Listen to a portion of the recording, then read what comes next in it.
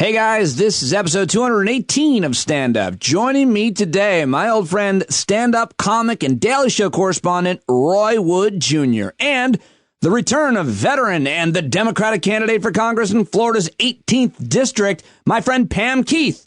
I am Pete Dominic. It's time to stand up with me right now.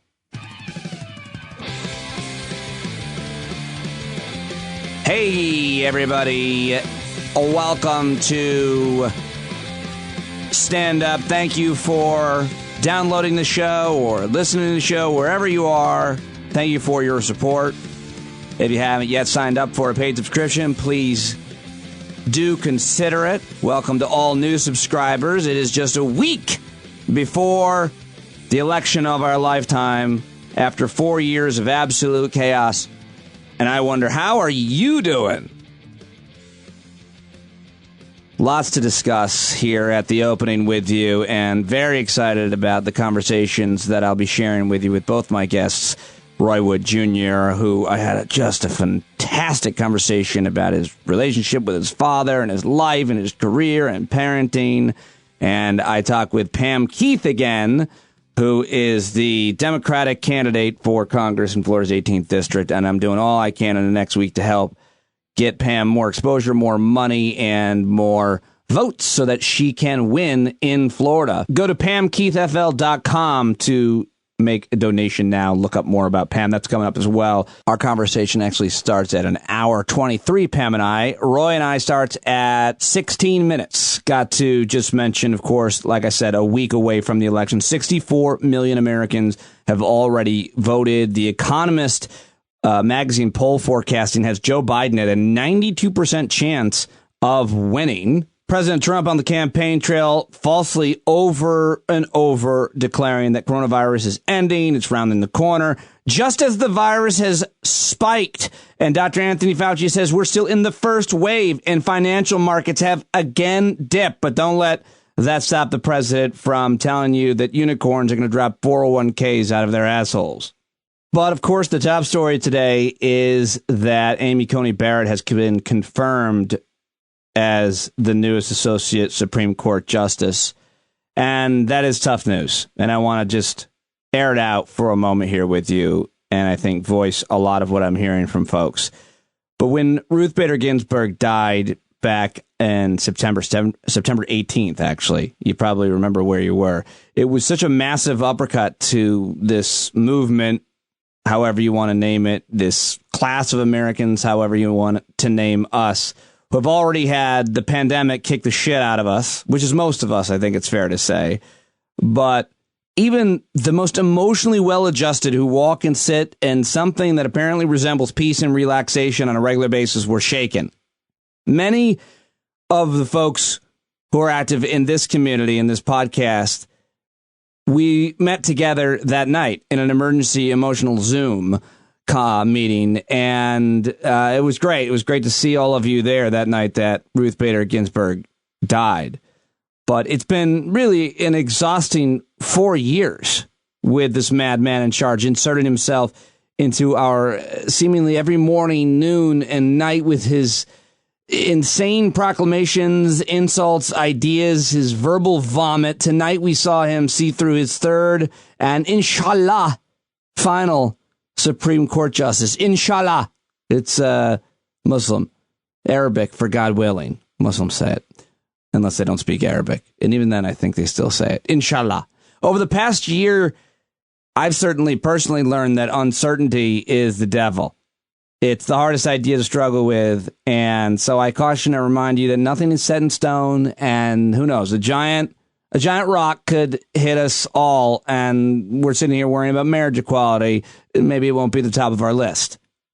But more likely, and maybe most likely, we can add justices to the court if Joe Biden wins and we retake the Senate, never to be relinquished again.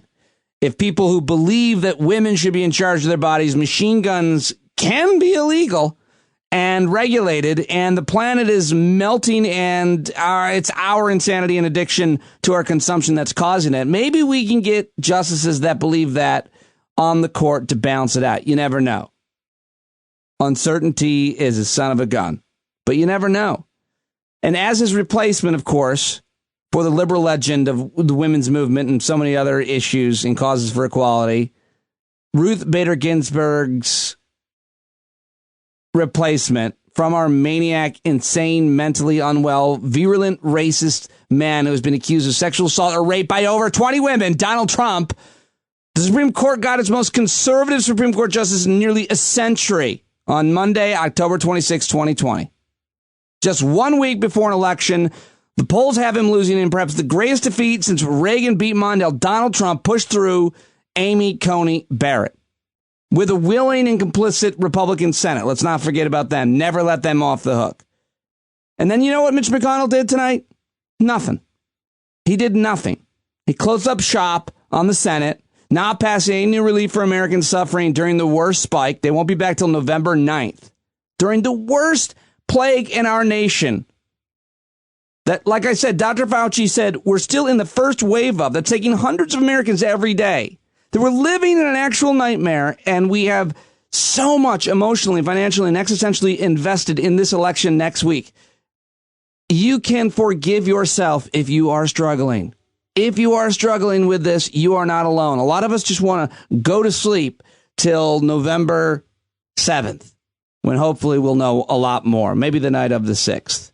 But the Senate won't be back until November 9th. It doesn't matter. Here is Senate Minority Leader from New York, Chuck Schumer, with his reaction to the U.S. Senate confirming Amy Coney Barrett a week before the election of the least popular president we've ever seen. And history will record that by brute political force, in contradiction to its stated principles, this Republican majority confirmed a lifetime appointment on the eve of an election. A justice who will alter the lives and freedoms of the American people while they stood in line to vote. Leader McConnell has lectured the Senate before on consequences of a majority's action. You'll regret this, he told Democrats once, and you may regret this a lot sooner than you think. Listen to those words. You'll regret this, and you may regret it a lot sooner than you think. I would change just one word. My colleagues may regret this for a lot longer than they think. Here, at this late hour, at the end of this sordid chapter in the history of the Senate, the history of the Supreme Court, my deepest and greatest sadness is for the American people. Generations yet unborn will suffer the consequences of this nomination. As the globe gets warmer, as workers continue to fall behind, as unlimited dark money floods our politics, as reactionary state legislatures curtail a woman's right to choose, gerrymander districts, and limit the rights of minorities to vote, my deepest, greatest, and most abiding sadness tonight is for the American people and what this nomination will mean for their lives, their freedoms, their fundamental rights. Monday, October 26th, 2020, it will go down as one of the darkest days in the 231-year history of the United States Senate. I yield the floor. There he goes, Chuck Schumer. Wow, powerful on the Senate floor yesterday. Here's some reaction that I gathered off of Twitter to the confirmation of Amy Coney Barrett. From Eric Siegel, today the GOP old white man tainted Senate will appoint a far-right, anti-21st century religious extremist to an already far-right court, non-court, to stand as a bulwark against needed social change for disadvantaged groups and improved voting rights. Sad day. Former Treasury Secretary Robert Reich. Amy Coney Barrett was nominated by an impeached president who lost the popular vote by 3 million, was just confirmed by GOP senators representing 11 million fewer Americans than their Democratic colleagues after Obama's pick couldn't even get a vote. Never forget that. Here's the great Senator Bernie Sanders with a video from his official Twitter feed. I think they put the music in themselves. In a few minutes, I'm going to be going down to the floor of the Senate to vote against the nomination of Amy Coney Barrett as a Supreme Court justice. And what really bothers me is that at this particular moment, we should not be voting for a Supreme Court justice because over 50 million people have already voted, cast the ballot to determine who the next president of the United States should be. Now is not the time to be voting on a Supreme Court justice, but I will tell you what we should be voting on. We should be voting on a major COVID-19 stimulus package to protect the working people of this country, who by the tens of millions have lost their jobs. They're struggling right now as to whether or not they can pay their rent, whether they can get health insurance, whether they can put food on the table to feed their kids. That is the issue we should be dealing with right now. That is Senator Bernie Sanders and some music that I'm not sure goes with it or not. Anyway, Joe Biden tweeted, the Russian unprecedented confirmation of Amy Coney Barrett as Associate Justice of the Supreme Court in the middle of an ongoing election should be a stark reminder to every American that your vote matters. Now, here's the evil sorcerer himself, Mitch McConnell, on Fox News saying he thinks Amy Coney Barrett will be a political asset for Republican candidates. You can't say that someone will. That's admitting that. Anyway, here it is. Voting for Biden. Well, if you recall, we had a Supreme Court fight a month before the election in 2018, and we actually gained seats. I think this nominee will be a political asset for our candidates around the country. Not a liability, but an asset. All right, not a liability, but an asset. Here's more reaction to the confirmation of Amy Coney Barrett. Wajahat Ali, Republicans, congratulations. You broke the system for your Supreme Court fix, and Judge Amy Coney Barrett is going to cost you everything. The people are going to take back the White House and the Senate. We will expand the court. You did it to yourselves. Here's Senator Elizabeth Warren on the Senate floor. And that's why this vote is so critical. A vote for Barrett is a vote to strip health care from millions of people. It is a vote to turn back the clock on reproductive freedom, to endanger dreamers and immigrants, to let climate change rampage unchecked, to imperil efforts to address systemic racism, to place workers' rights, voting rights, LGBTQ rights, gun violence prevention all at risk. Ultimately, it's also a vote to rubber stamp an illegitimate process carried out against the wishes of much of the nation and against the backdrop of a deadly crisis that Senate Republicans have ignored as Americans have died. All right, that's Senator Elizabeth Warren. And two more quick reactions. Progressive YouTuber David Pakman tweeted cleverly, I guess the Supreme Court would have been a good reason to vote for Hillary after all. And Anderson Francois, who I just learned of, tweeted, I thought this was great. There's an awful symmetry to this. Thomas replaced Marshall. Barrett will replace Ginsburg. Marshall and Ginsburg got on the court after a lifetime's work for equal justice. Thomas and Barrett, armed with little more than a deadly theory, will likely succeed in undoing much of it. A dead theory is what he wrote. I said deadly theory. He's referring to originalism. All right, that is just a small roundup of reaction on the confirmation hearings of Amy Coney Barrett. And, of course, I gave you mine. I'd love to hear from you and get yours as well. What does this confirmation hearing mean, and what do you think moving forward? What can be done to create more representation, more democracy, more balance, and do whatever we can to not turn into Gilead, which is the fictional America in Margaret Atwood's The Handmaid's Tale. All right, well, now on that very happy note, I want to throw to my first guest. Joining me today is the great Roy Wood Jr. And then coming up, Pam Keith. But first, Roy Wood Jr., who I met back, I guess I learned in 2006 at the Montreal Comedy Festival. Roy is, now you might know him from his time as a correspondent on The Daily Show. He's also on that new Netflix show called Netflix Space Force. He was on a sitcom called Sullivan and Son on TBS with our friend Steve Byrne, who he speaks glowingly about in our interview. And he's got 2 great comedy specials that you should watch and albums as well. Roy is a really smart, thoughtful, passionate, curious, hilarious guy. We had a very sober, serious conversation about parenting, about his relationship with his dad, about race relations in America. And I'm really happy that I got Roy to join me. You'll notice there's a little audio issue about halfway through where I had to go to his phone. But I'll jump in and remind you where that is so it's not too jarring. Here it is right now on Twitter, at Roy Wood Jr. Watch him on The Daily Show. Let's go. What up, you handsome devil? Yeah! Okay, here he is. I've been in hot pursuit of our next guest to join me on the podcast because he's one of my all-time favorite stand-up comedians. I've just told you all about him in the intro, but here he is for real, Roy Wood Jr. You're a kind man.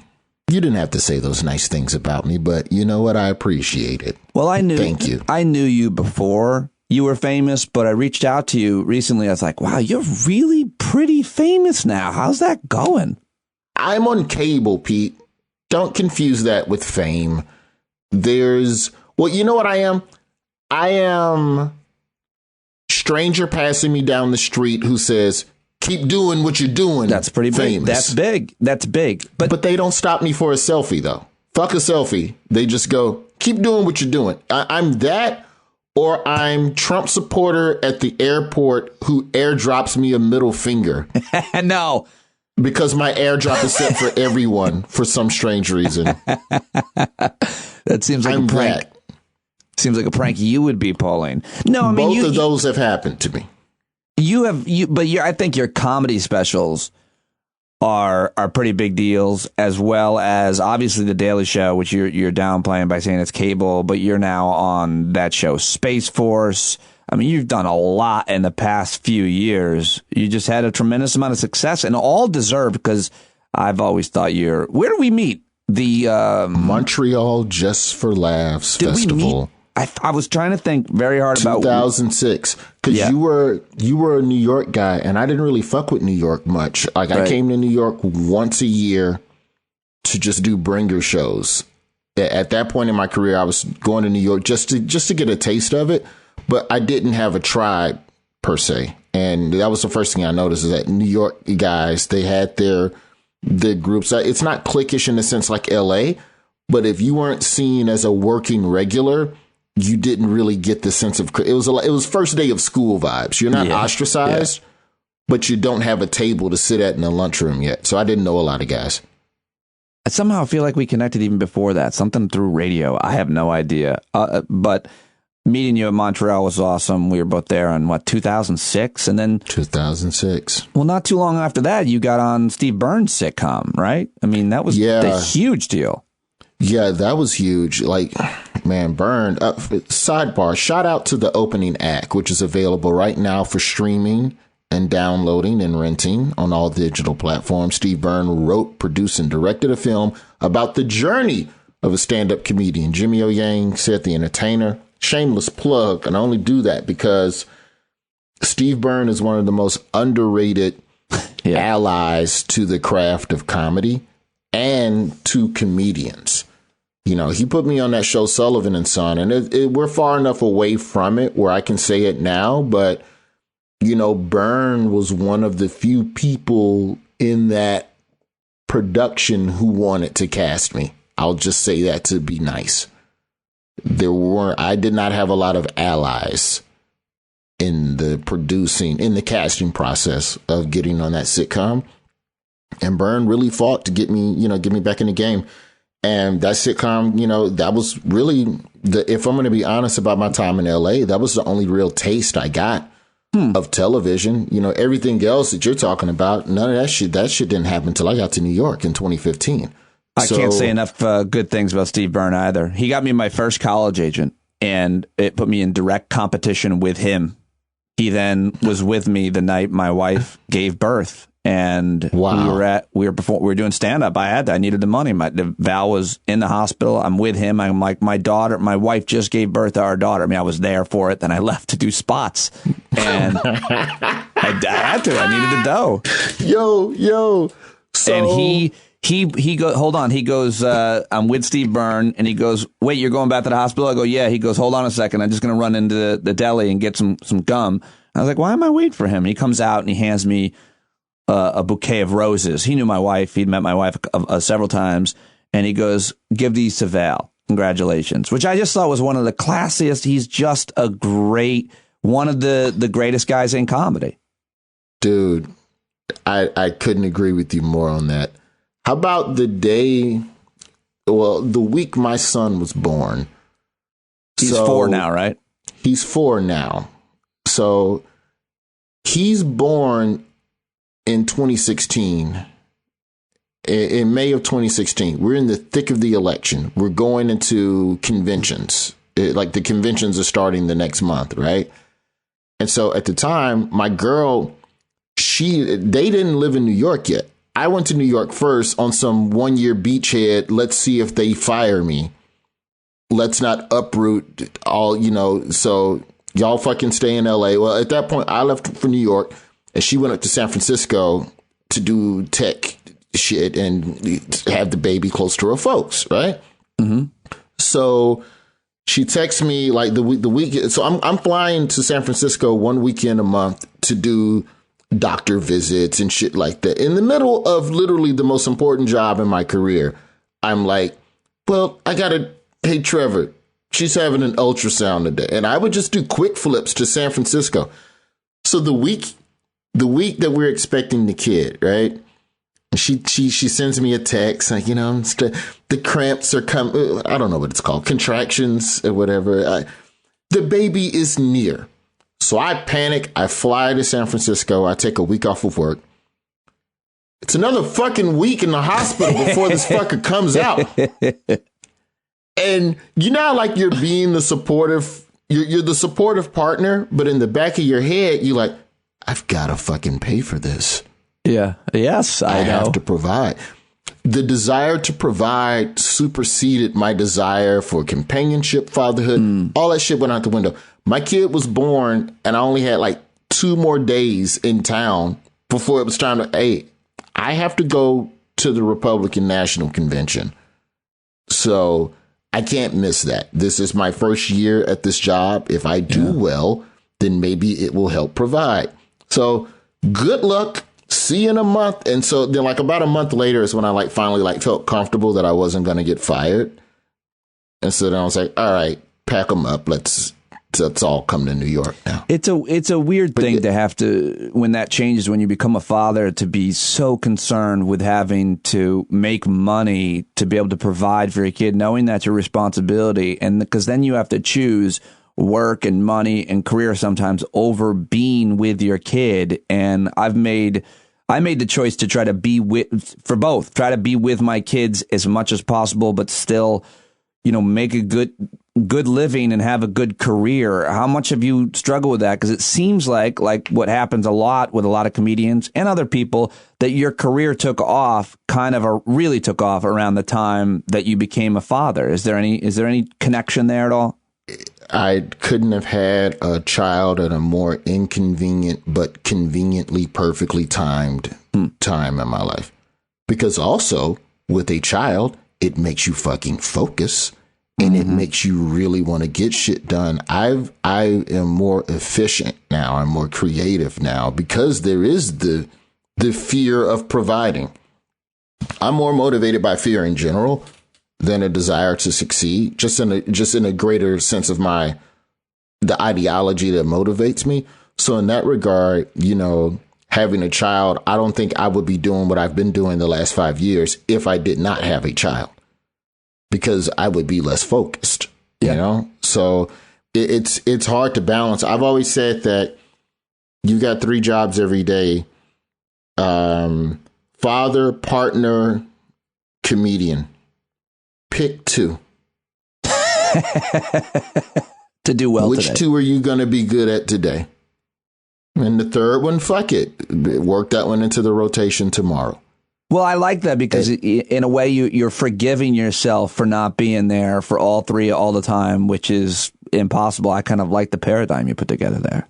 Yeah, I mean, but you have to water all three plants equally, you know. For sure. That's the toughest thing about quarantine. The hardest part of being in the house and fulfilling all three of those quadrants in the same space is that you don't know when you're doing one or the other effectively. And I can sometimes fail in the regard that mistaking my presence for watering the plant. Just because you're in the same house with your kid doesn't mean you're being a father in that sense, or the nurturing or playing or doing a puzzle or, you know, like just sitting and trying to engage with your significant other. I think those things all matter. Oh, they matter. You have all the hallmarks of a great man, sir. Not surprising at all. But the idea when you have being, a fucking office and a desk and a building to go to, you know this is work time. And only work matters. And then when I come home, I can turn that switch off. Right. And be father. And that's been the hardest part of quarantine, is figuring out when to turn off the work switch, because I'm also panicked because there's no road work. Who knows what the fuck 2021 is going to look like? So if these times are so unprecedented, then am I good or bad for trying to focus as much as I can on work for the sake of fiscal stability going into 22? Because ultimately, my job and my brain is to provide first. Then all the other chips, you know, let them fall where they may. Well, I think that being there is the most important priority as a parent and as a partner, because you can screw up while you're there, but that's the top priority, is being present. You know, you can be a bad parent just by not doing the right thing, which is to be present. You know, kid wants their parent around, whether they're making good money or not. They don't really know that. They just want you to be with them. And that leads me into talking with you. I wanted to ask you about your dad. He was a pretty big deal, Roy Wood Sr. Yeah. He's a pretty much an icon in broadcasting and a pioneer in journalism, who covered the civil rights movement. He went to Vietnam as a journalist. He covered the Rhodesian War. He covered a lot of huge, important, seminal events. And I wonder what role he played in your life growing up. And I wonder if that ties in with any of the fear that you say motivates you. My father he was gone a lot, you know, but that's to be expected. He worked 2 shifts. By the time my dad kind of did a version of what I did with The Daily Show, which was, he was in New York. He got a job in Birmingham, but he wasn't sure what the fuck Birmingham would end up being. So my mom went back to Memphis to be closer to her family and go to grad school, while my dad set up the beachhead in Birmingham. And once that all, you know, came to fruition, we moved over to Birmingham. So in those times, you know, my father did morning news from 5 a.m. to 9 a.m., you know, and then he did an evening show, like he did a jazz or a blues show or whatever. So he would come home and like nap in the afternoon. So essentially, as a kid, if you're home from school at 3 and your dad is asleep, and by the time it's time for you to go to bed, he's waking up. And then in the morning, when you get up and go to school, he's already gone because he's at the radio station. When do you really see each other than the weekend? You know, so in that sense, he wasn't around a lot in that regard. But I think from going to speaking engagements with him and shit, I remember when I was 15 and I got a learner's permit. And this is about a year before my father died. He had prostate cancer. So he's getting to a point where he's too tired to drive, but he's still working. So my job every Saturday morning was to drive him an hour to Montgomery to Alabama State, where he was doing another morning weekend call-in show, like some wokey woke on your Al Sharpton, Michael Eric Dyson type shit. And so that was like, for me, it was, ooh, I get to drive on the freeway. And for him, it was like, ooh, I don't have to fucking drive. So It was a perfect marriage. But sitting in and just listening to him do that for a year, just, my father talked a lot about Black struggle. My father talked a lot about, if put it this way, if I played episodes of my dad's old shows from the 90s, if I played them today, you would think that it just aired. Mm-hmm. So just speaking to a lot of issues that are still relevant today. And I think that probably informed a lot of my comedy, and my ideology. But, when you see a dude that works with cancer and refuses chemo because it'll make him too weak to do the thing he loves, and he does it until 3 weeks before he dies, it kind of puts your headaches in perspective, So I think in seeing him do that, it probably informed a lot of it for sure informed a lot of my work ethic. I think a lot of that with my mother as well. My mom was always looking for the next degree. There was always another, it was never a mountaintop. It was another plateau to her. There's only plateaus. There's no mountain peaks with my mom. So she keeps climbing up, climbing up, climbing up. And so I've always, felt like I could be doing more no matter how much I'm doing. Mm. And so I think that's where this year has been interesting because, all right, you take stand up completely out of the equation. Since February 29th, I've only done 5 comedy sets in a live setting. There was all the beginning of October. Right. So when you take stand up completely off the table, what are the other wants? What are the other things that you like doing or, have fun doing? So creatively, that's what I've been exploring. And thankfully to some level of good. But, I don't know. My father worked a lot. He was around enough in the sense of, provision, but I think that looking at his career and it's weird because when I went to college for journalism, it wasn't because I wanted to be my dad. I wanted to be Stuart Scott. Oh. I had no fucking interest in the family biz. I got older half brothers that have been in journalism for 30 plus years on both sides of the camera, fucking anchors and fucking reporters. And my brother delivered a baby in a news van in '93 during a winter storm. Like they've done shit. But I wanted to be Stuart Scott, man, because he talked like me. Sports. Yeah. Sports and humor, which is to this day still my interest, which is wild. I saw Stuart Scott in line one time boarding a Southwest Airlines flight and just didn't speak. And that's you want to talk about a fucking regret? That's one of them where the dude is the inspiration for y'all even being standing in the same line together. And I was just that nigga look tired. I ain't finna bother him, man. And then he's passed away since, so in case people listening don't know. Man. Your parents sound like, because of what they accomplished in their life and careers, that it sets a high bar for you in a lot of ways. But you've accomplished so much already. But going back to your dad and what he accomplished, it's got it in terms of that high bar. Do you feel in any way? Wikipedia says he died in 1995. Is that right? You must have been. Yeah. I was 16. Jeez. Do you have any kind of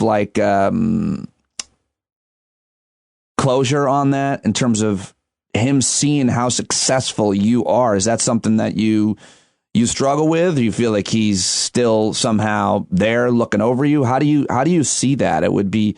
I think I would struggle with that because you've been so successful and your dad was a pretty big deal guy in broadcasting journalism. So I did. I'm just telling you now, you fucked up. You asked a question that's got a deep ass answer. So you should have just asked me how I got into comedy or how I write my material or something. No thanks. So I did Finding Your Roots with Dr. Henry Louis Gates. Right. And so the episode hasn't aired yet, so I can't go into depth about all of the shit that they were able to find on my family and my lineage, but it put a lot of my father and I's reputation into perspective. So because my dad wasn't, like, the journey is this, like, so I am Roy Wood Jr., right?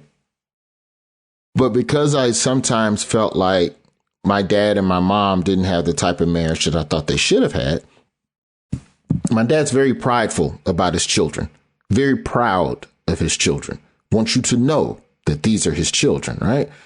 So I peeped that shit in middle school.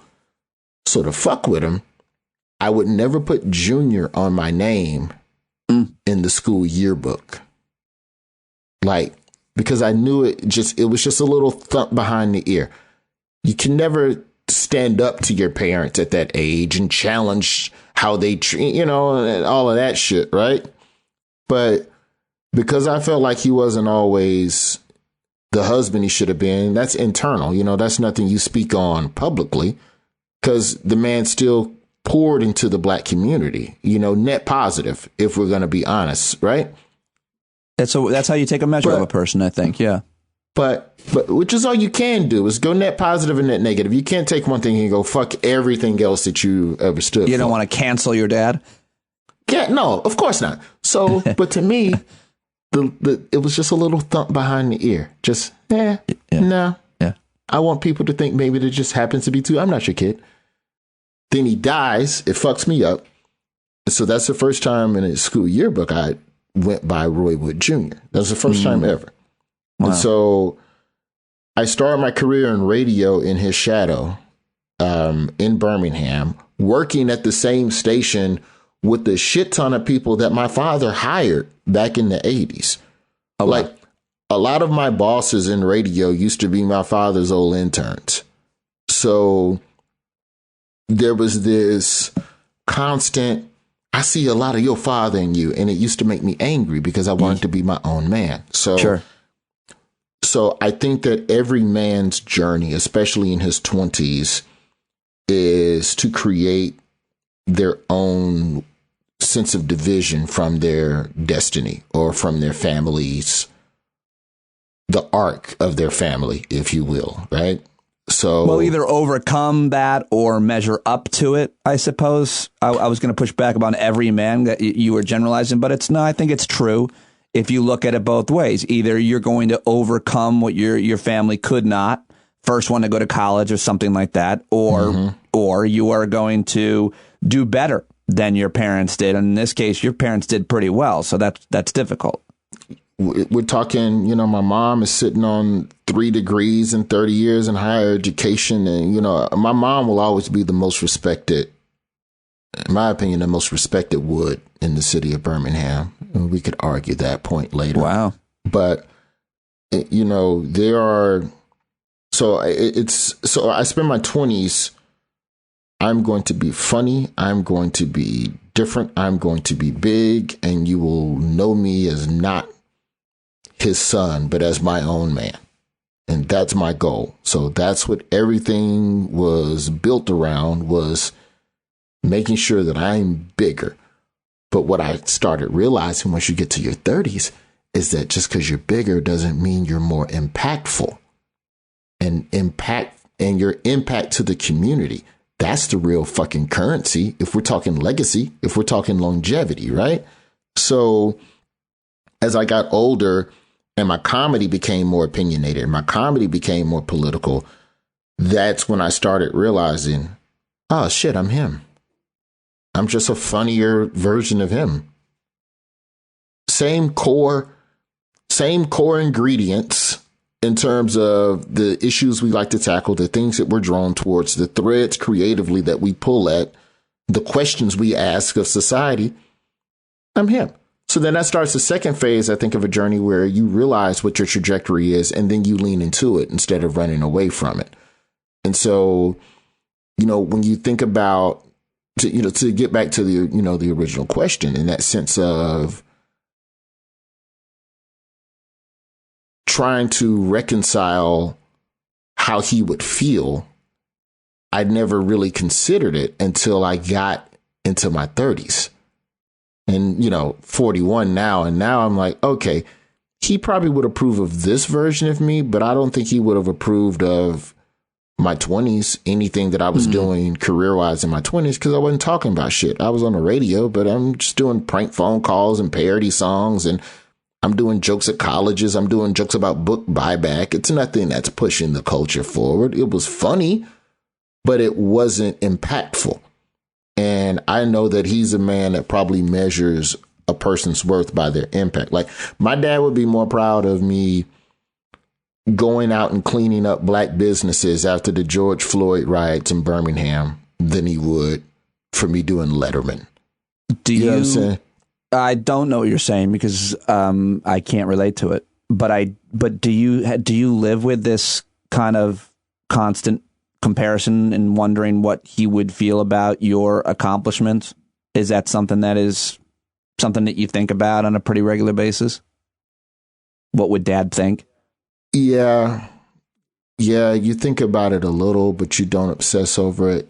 I had the gift of having just enough resentment for my father to be able to grow up without the burden of caring what he thought about me. Like, respect, of course, always respect. But you look back at certain elements of your childhood and you can measure a man by his contributions to the world. You can measure a man by the contributions at his home.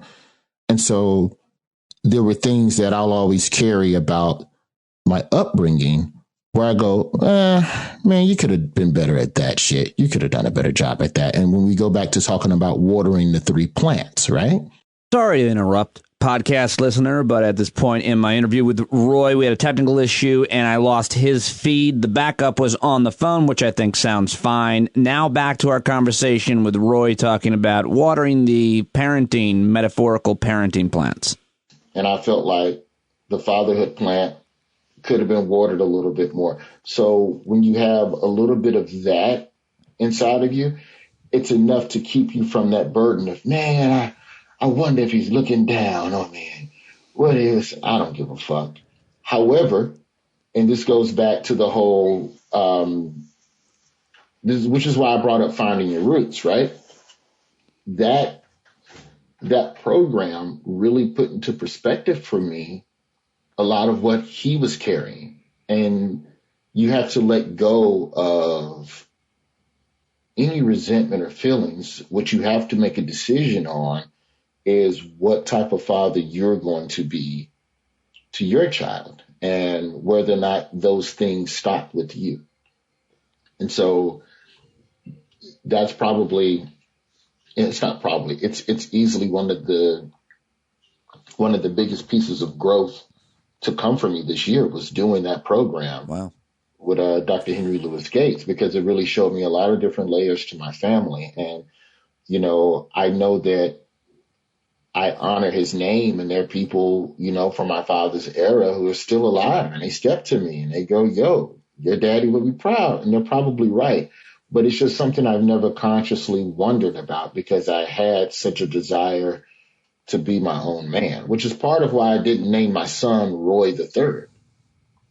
Well, so, go do your own shit, bro. Right. Go be your own man, and he'll find it. And that's the other thing about my dad. My dad never steered me to journalism. I found that on my own. I wanted to be a firefighter until Stuart Scott came on television. That was the plan. I was going to go to school, get some pyrotechnic degree. I love fire. Just sidebar. Like, I would totally be... Bro, if I was a firefighter, I would totally be the one that starts the fires and then shows up to fight them. That would not be the best thing for your firefighting career. You have a great bit about firefighters and the respect they get versus police officers, which everybody should watch. But what did you learn in that? And it's a really interesting thing that the way that you're explaining all of this. There's so much nuance, and I think it's really important and I think educational, informative for other people who might be listening who might have similar experiences or past. But what did you learn in tracing your ancestry that gave you some kind of relief or catharsis or, I don't know, vindication or other words that are similar to those three words that mean the same thing? The first thing you do when you become a parent is audit your parents. Which is yes. Before they hand you your child, you are auditing every fucking thing your parents ever did for you and to you, and creating a checklist of what you will and won't do to your child. And like, I didn't even have any of these. That's the other thing I should add. I didn't have any of these feelings or give a fuck until I had a son, because it forced me to open that box. I was content. My time with my father was our time, and I learned a lot, and he poured a lot into the community, and that in turn informed me about my choices and who I am, and I was cool with that. Then he dies, and now I've got to audit him as a father, not just as a man, but as a father. Yeah. Now I'm going, fuck. He could have, like, you go, well, how am I going to do this with my kid? Well, how did my dad do? Well, fuck, he didn't do that. Well, how am I going to do that? So you're holding this child, right? And you're auditing every choice that your parents made surrounding your upbringing. And like, that's when the switch was flipped. What really informed me in tracing my ancestry, I think the thing that we forget to do when it comes to auditing our parents is to properly assess everything, or at least the mistake that I made, the thing that I never considered this, was just thinking about how my father was brought up. Because I wasn't really close with a lot of people on his side. And, you know, normally, you know, when you think about family, your parents never tell you about themselves. You learn about your parents through their cousins and uncles and aunts who tell, your father was a blah, blah, blah. I didn't have that. And that's just the game. That's just a set of circumstances. Outside of a couple of half siblings who, as growing up in those years where you're supposed to learn about your father, we didn't talk often because we were 20 years apart. There's no relatability. A fucking 34-year-old man's not pulling up to a 14-year-old's house to go, hey, what's going on? Let me tell you about dad.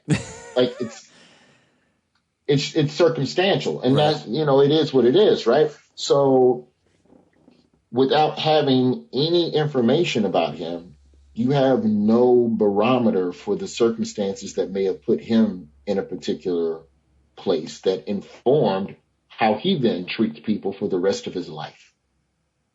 And that's what I got from that show, was that information. And that shit blew me away, bro. Must have brought up a lot of questions. Or maybe answers, but still. No. Here's the fucked up thing. Questions. It brings up questions that now you're too old to get the answers to. That's tough. Because everybody's dead.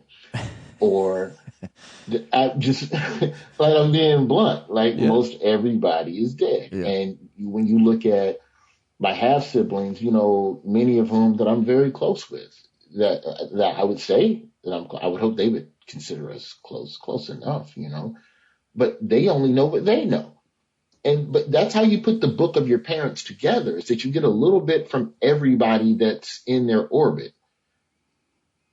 And I didn't get enough information, but the information I did get, the information they found on that show, informed a lot, and it puts you in a different state of peace, if that makes sense.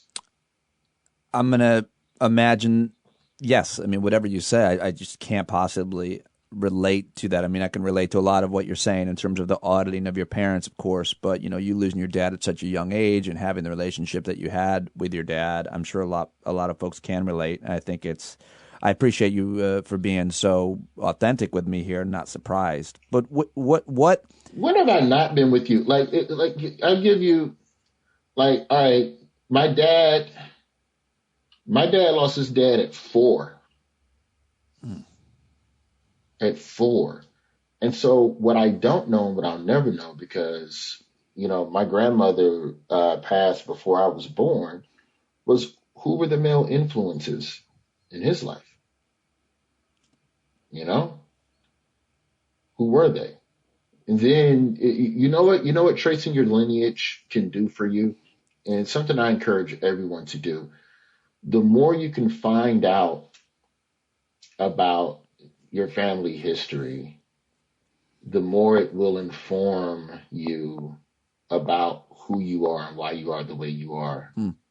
Like, it also made me more confident because I found out about my grandmother on my father's side and what a hustler she was to get shit done. You know, single mom in the Great Depression. Come on, bro. Like, that's, I can handle a fucking pandemic with no comedy clubs. That's the worst they're throwing at you. Well, yeah. let me just ask you one more question about your dad, because it's your pinned tweet is, I think about that. But why did you get haircuts for free?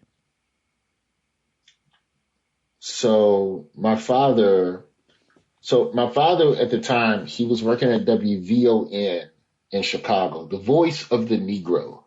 It was the black CNN. Was that the actual tagline? Well, they would call it that, but I mean, the call letters were just VON, but the unofficial name of the station was the voice of the Negro. So, you know, we know about the racism in Vietnam and how they were sending black platoons in ahead of white battalions to take the brunt of casualties before white platoons would come in and, you know, mop things up and take all the glory. So my father went to Chicago, left Chicago and went to Vietnam to embed himself with black platoons that had, you know, a lot of members from Chicago so that they could just, you know, basically just tell their story about what they were going through and send a couple of love letters, you know, audio love letters back home to their people in the States. And he went there and was embedded and like got shot at, shrapnel, mines, the whole lot, you know? And so when he got to Birmingham, he met a guy that had a barbershop around the corner from the radio station, this gentleman named Pete Stone. And so Pete Stone, you know, at this point, you know, he's a non-vet and he's just running a barbershop. He teaches or taught barbering. He's an institution in Birmingham, like I'd say 30, 40 years. He's taught barbering at the main barbering college in the city. And so when we first started coming to Birmingham, my dad would take me to Pete Stone, and my mom, like, you know, and trying to teach me, you know, finance and fiscal. I had one of those moms where she could pay the barber, but she would instead give me the money to give to the barber so that I could get used to the concept of, you know, smart financial transactions and shit. I got to teach my kid Venmo, I guess. So, I think the idea of you handling it yourself face to face is interesting. I sent my daughter, I'll never forget, when she was 7 years old, she goes, "Can we get pizza?" And I said, "Yeah, you can." And I sent her in and she was terrified, but it was one of my great triumphs when she came back confident. That's one of the things I try to do with my son. He's 4, so he's still a little distracted, but. Well, you made him ride the subway alone, which I thought that was really too much. I thought that was too much. You know what I did do one time on a train? I sat across from him instead of in his own seat. But he also licks the windows on the train. So when COVID hit, I had to cut that out. That's not great. So we got to sit together, bro. So I go to pay Pete Stone, and he said, "Roy, your daddy looked out for me when we were in Vietnam, and you'll never pay for a haircut as long as you live, nor will your children." And none of my father's children that are in Birmingham have ever paid for a haircut from Pete Stone. And to this day, and it's something my dad took to his grave because I just never knew to ask. And now that I'm old enough, I'm smart enough not to ask. Just, you know, what the fuck happened in that jungle between my dad and Pete Stone, where Pete Stone just, like, you just know it. You just know that there's something probably pretty fucking terrible behind that story. And free haircuts is just the least Pete could do, you know, to pay, you know, some sense of respect or gratitude to my father. Is he still alive? Pete Stone's still alive. He's retired, so unfortunately, I can no longer take advantage of free haircuts. Is it weird that So I'm that going to reach out to him for this episode to ask him what happened in the jungle? Is that strange? No, you can ask him. You can ask him. I don't know what the fuck. I don't know if he'll talk to you. Hi, Pete. My name is. So. He's a very private man. But that's what I mean when I talk about the respect that people have for my father, man. Right. My father gave a lot of people opportunities, man. So that's my place to honor that by trying to do the same. When did you decide, as you mentioned earlier, to kind of take your career and your material in a more topical and, you know, political and on social issues? And, you know, how did that coincide with getting the gig on The Daily Show? And I'll ask a third question that you can answer. You can put it all together here because I'm a master interviewer. How has The Daily Show, being on that iconic show, affected your view on any of the social, political, racial, gender issues that you talk about and deal with in your comedy now, in your life? The Daily Show was a happy coincidence. You know, I was already trying to do, you know, more opinionated material. I'd say part of the transition was in Los Angeles. So I moved to LA in 2007. And I go back home to Birmingham in 2010 for about a year and a half to host a morning show on the same station that I started at as an intern back in 2001. Awesome. So it was like this big deal. Yeah. They offered me the morning show. And I was like, you know what? Fuck yeah. And at the time, I had Tom Joyner dreams of, you know, really taking over the airwaves and doing something that's different. But what I wanted to do, I wanted a show that was more informative because I wasn't,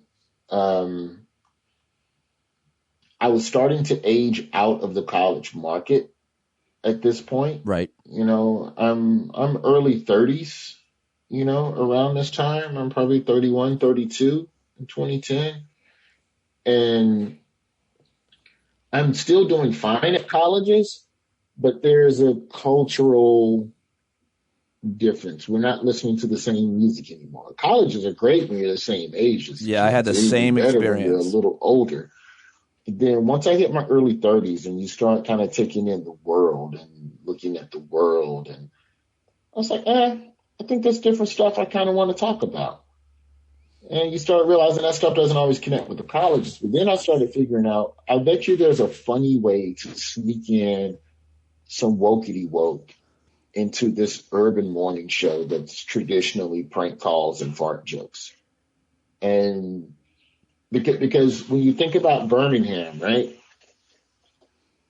You know, Birmingham, I'd say morning radio was the genesis of that creative transition because I had to change creatively for the sake of radio. And it's too hard to have two separate comedic DNAs, one for radio and one for stage. You just got to be the same in both quadrants. Yeah. And so I started working on material that was trying to hide the vitamin in the dog food a little bit and trying to have segments that had some level of empowerment. You know, the thing that I never liked about the morning show when I was a co-host, I felt like we didn't talk. We talked to people who were, it's that Larry King ideology where if I ask an interesting enough question, you can make anybody interesting. Instead of the traditional urban, especially in urban radio, you just talk to people. I think the moniker always was, if I have to explain to you who this person is, then they're not worth interviewing on the radio. And so I didn't agree with that. But in urban radio at the time, you have to remember radio was turning a corner where long talk breaks were no longer the norm. They wanted music heavy format. So if you're talking to somebody that's not famous, we don't want to fucking talk to you. Right. So we're not going to talk to you. Right. Where I wanted a show that did the opposite. Let's get somebody in here that is interesting, make them interesting, and then inherently, then the show is interesting. Right. So you cannot fill out your interview slate with a bunch of fucking rappers and party promoters. God bless what they do, but I didn't want a show that was solely that. Right. It could be that plus the community organizer, the nutritionist. All right, how do we make nutrition funny? Let's talk about that shit. So trying to figure out ways to have a show that, to some degree fed into the community, to a degree. And that was probably the biggest transition, creatively. And so then Steve Byrne calls me and he goes, yo, I got a sitcom that I'm doing. I think you'd be right for it. And I'm like, all right. But keep in mind, I've been in LA for 3-4 years and it struck out on everything. I didn't book shit when I was in LA. I lived in LA and all I did was book road work. I didn't even, I shot a couple of my own stupid YouTube videos. I didn't book shit. So Byrne calls and goes, hey, I got a sitcom. Whatever, motherfucker. Call me when it happens. So he calls and goes, all right, let's shoot the pilot. I fly to LA. I take a week off of work. We shoot the pilot. I'll let you know when it gets picked up. It's not going to get picked up, Steve. Shut the fuck up. I'm in Alabama doing my radio show. Yeah. Sure enough, Steve Byrne calls and goes, yo, we got the show. We're shooting for 3 months. So I go to my bosses and I say, yo, I need to go shoot this sitcom. Hook me up with a sat box. Yeah. With a satellite, ISDN, a remote broadcasting apparatus. Yeah.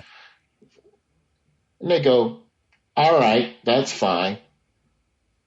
So I go and every morning at 3:00 in the morning, I was at the Ramada Inn in Burbank, and I woke up every morning and I did my morning show from 3 a.m. to 8 a.m. West Coast time. And then at 9 a.m. I was on set for rehearsals and wash, rinse, repeat for 3 months. Wow. And I go back to Birmingham. The sitcom airs. It's a hit. The network renews it for a second season. I go back to my boss and I go, hey, I really need to go back out there and do another season of the sitcom. In fact, if this grows, this could help grow the morning show. We had talked about doing You're fired. I'm sorry, what? Yeah, we're not going to do that again. We thought that was just a one-time thing. We want a morning show where the jocks are in the community and present around the people, and you can't do that from Los Angeles. Goodbye. So I got fired. So I moved back to LA and started doing Sullivan and Son, was still working the road. Then Sullivan and Son got canceled.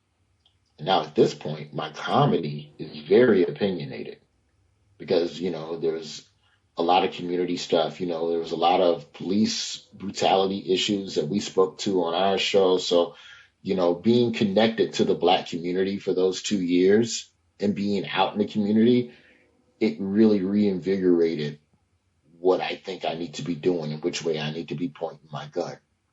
And so when I left radio, it was kind of this weird cultural rebirth or cultural awakening for me, because up until that point, up until 2010, I was just a road comic. So I wasn't really immersed. I was on the radio, but I had the freedom to go everywhere on the weekends. So I wasn't in the streets doing a lot of stuff.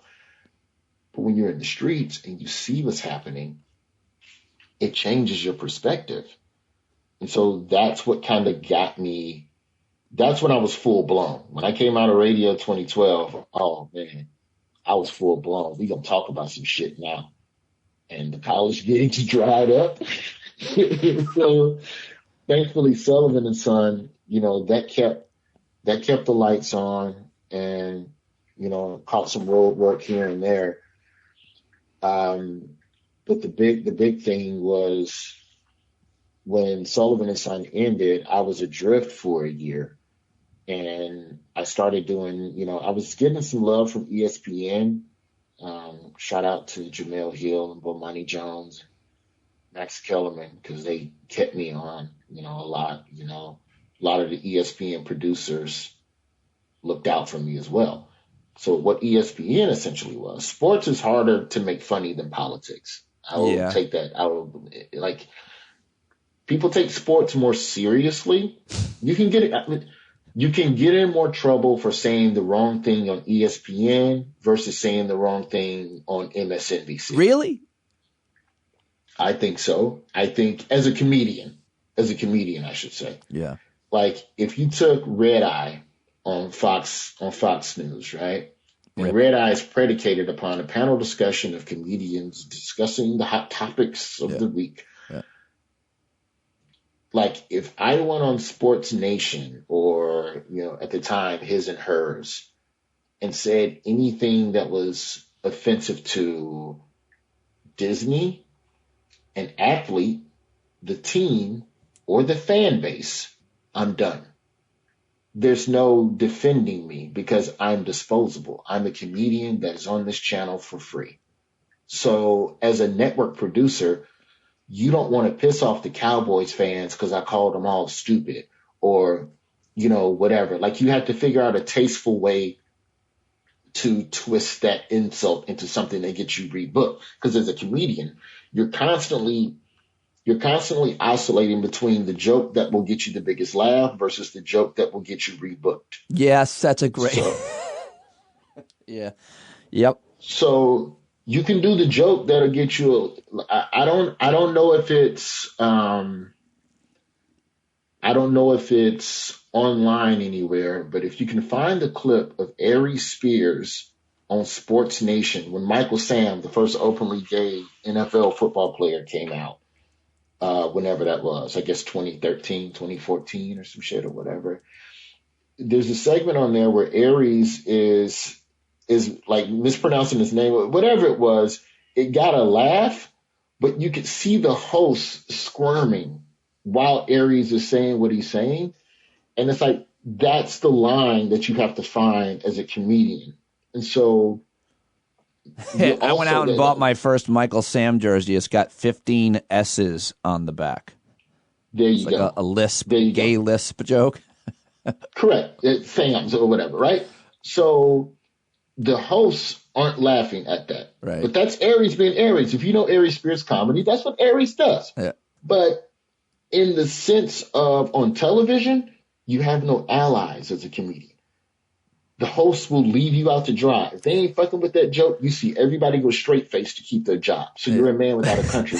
Well, at least if you said something indecent on MSNBC or you said something crazy on CNN, they're going to, come on, that. Like, they're at least going to interact with you. On sports, the whole fucking day it shuts down. So it makes you look even worse. Because you tried and it's literally bombing on live television. So there was this weird, I don't know how to put it, but there was this weird impulse to do edgier stuff. But what I learned in working around ESPN for that year was how to find the joke where you can jab someone without straight chopping their head off. And so ultimately, Neil Brennan is good friends with Trevor Noah. Word gets through the grapevine that Trevor's going to be the guy. So we know, or at least they knew at the time, that a couple of correspondents were going to have to go or were going to leave. And Sandy was going to do her own thing. Jason Jones had the detour. So there were going to be some positions to fill. Neil Brennan hits up Trevor. That gets me the audition. And the producer saw some of the stuff that I've been doing on ESPN because I really feel like if you can navigate sports and comedy, politics and comedy is fucking easy, man. It's easy. At least people in politics can take a joke or an insult without wanting to go to, like, they'll want to fight you. Like if you put me in an alley, I would rather be in an alley with a Trump supporter than a Cowboys fan. Than a Cowboys fan or a Yankees fan or any other rabbit fan. Or player. Like, Stephen A. Smith is in more danger than Trevor Noah on a daily basis. It's a really interesting observation. And just walking down the street, if you're telling me to take bets on who's going to get punched, because you're more offended by him criticizing your team or your favorite player than you are, which is insane. It is, yeah. It's a bunch of fucking grown-ups catching a ball. and you're ready to fight Stephen A. on the fucking one train. Well, to be fair, I saw Lou Dobbs on the street, and I've been on air with him several times, and I wanted to fight him. I did. I remember walking by him and thinking to myself, should I fight him? Like, if you take it back to the Trump supporter in the airport who airdropped me a middle finger. If I was Stephen A. Smith, he would have came over and went, hey, man, fuck you. How do you know? How did that person know which phone was yours to airdrop the middle finger? Because it says Roy's phone and my fucking face is the Abby.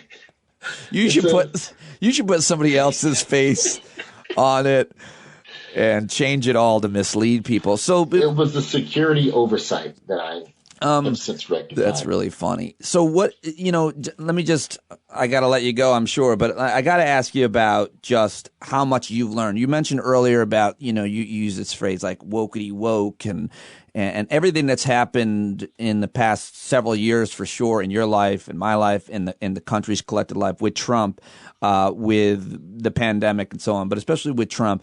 You hear this phrase all the time, wokeness, and I wonder how much you have learned working on the Daily Show in your career or just living your life about black struggle, about being black in America that you didn't know just living in your body your entire life. Because I think a lot of what wokeness is number one, reading history, understanding history. Number two, understanding what systemic racism means in terms of laws that were created and how it's still in place. And then the hardest thing, I think, especially for white people or non-black folks, is to actually become intimate with people so that you can hear black people, people of color, so that you can hear their daily experience or experiences to really understand on a more intimate level. But I think it's fair to ask you in this case, how much have you learned about any of that? I mean, obviously you talked about your dad and all that. That's very personal. But how much, if anything, have you had to learn about history, about systemic racism, and about being black in America today?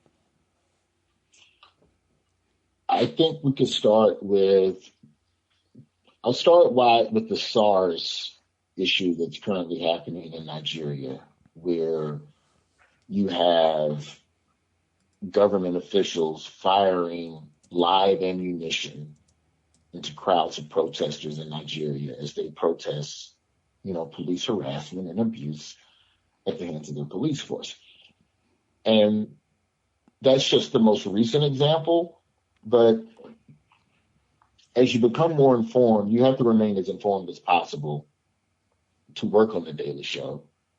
I think that learning more about just how global the issues are that are happening here.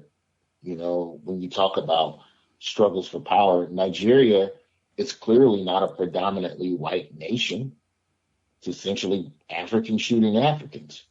Well, that's a power issue in addition to race, and just how much the thing that's really informed me is just how much our struggle is not only against race, but it's also against corrupt people. And staying abreast of, things like that has really been a gift. Because I'm in a privileged position of working on a show where a lot of stories are pitched that don't get made, but now I'm informed about it because I read the pitch email and clicked on the link, and there was a free book that the author who Trevor just interviewed left 8 books. I'm going to take one of those and go home and read it and educate myself. Whereas if you're out in the world just in Gen Pop, you got to seek out the knowledge, and that's a chore. Remaining abreast of things is a chore. It's something you have to really remain vigilant about. And it can be depressing. It can be depressing to know a lot of things that are happening. Yeah. Extremely. There ain't no good news. There ain't no good news. Well, by definition, that's why it's news. It's an aberration. That's why they print it. That's why they say it. I always say there's no stories about a plane landing safely in LaGuardia. It's just the ones that slid off the damn runway. Yeah. So I'll give you a good example of staying abreast. It was a lesson I learned. I did Colbert, and the first time I the did CBS Colbert, Late Show hosted by Stephen Colbert, where you did a stand-up set? No, it was my sit-down interview. I did stand-up, and I've done 2 sit-downs. It was my first sit-down interview, and I was speaking about something in support of the LGBTQ community. And I can't remember if it was Twitter or if it was in the YouTube comments. And somebody like immediately just, it's LGBTQIA plus, how dare you? Like it was kind of venomous. Now, you're talking to a guy who originally would say gay and lesbian community because that was the thing to say back whenever, right? Then it became LGBT. Then it became LGBT. So the onus of staying as abreast as I can on those things rests with me. But what I can't do is get mad at that person because they're just screaming for the same thing that Black folks have been screaming for, which is just respect and recognition and just the observation that, hey, I am here. See me. Fucking see me. So it was a valuable lesson learned in, all right, I got to do as much as I can to be educated and not be offended when someone is trying to give me some straightening. Like I don't take offense to any of that stuff. But it's about staying informed. And the Daily Show I have an inherent advantage of the Daily Show because we're just around superb writers and researchers who keep you abreast. Like all I have to do is open up a pitch email twice a week and see what everybody's talking about and maybe doing on the show.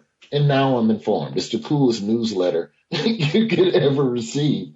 But, I just think in working on the show, it's made me more well-rounded in understanding the struggles of everyone because it's easy to just focus on your own shit. Even within Blackness, within the diaspora, you can get deeper into how Black men forget about Black women.